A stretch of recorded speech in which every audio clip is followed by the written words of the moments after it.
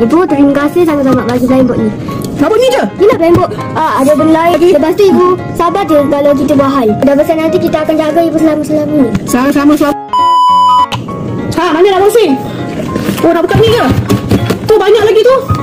Esok. Bila dia dah jadi banyak blindboard ni, dia dah tak tahu dah nak buka mana. Dia tetap nak buka yang baru ni juga. Padahal yang tu masih ada 4. Betul ke ada 4? Yang bawah tu lagi yang ada 12 tu belum buka lagi. Nak buka ni pula. Esok 12. Okay, sejam lah. Kita ikut sahajalah apa yang luar nak buka hari ni. Sejam kita buka yang ni. Kembang. Buka dulu. Seronok ke? Seronok le. Korang suka ke? Suka ke? Banyak-banyak dapat blindboard ni, suka ke? Cuba bagi luahkan satu perasaan yang bagi korang rasa macam wah, korang appreciate dapat benda ni. Cuba bagi kata-kata untuk ibu. Semangat.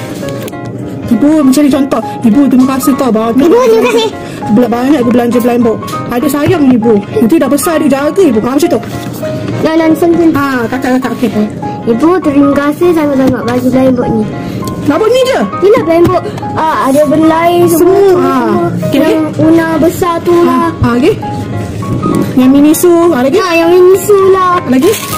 Tomat lagi? Lepas tu ibu sabar je kalau kita buat hal. Contohnya kita buat hal gaduh dengan adik. Lagi? Contohnya kita tak tengok kata. Bukanlah tak dengar kata, tak dengar arahan. Lagi? Lepas tu dah besar nanti kita akan jaga ibu selama-selama ni. Selama. Dia punya selama. Oh, macam tu. Okey, adik dah kata apa? Adik tak dengar lagi ni. Esok hari ni. Terima kasih ibu bagi blindboard macam-macam. Sangat-sangat ibu.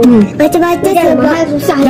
Bagi adik cakap. Bagi apa-apa, lepas tu bagi besar lah, apalah. Apa yang besar tu apa? Bagi apa yang besar tu? Blindboard lah, stitch lah. Banyak stitch. Besar kita jaga. Rashi lah, semua benda lah. Makan tu semua benda ibu bagilah. Bantai, bakso lah. Lagi? Baju lah. Seluar lah. Tablet lah. Ui, banyaknya. Ya, lagi apa? Ibu banyak bagi kita. Bagi stitch besar lah. Banyak pahala ibu. Banyak pahala ibu. Wah. Banyak bagi beg. Apa semua. Banyaknya.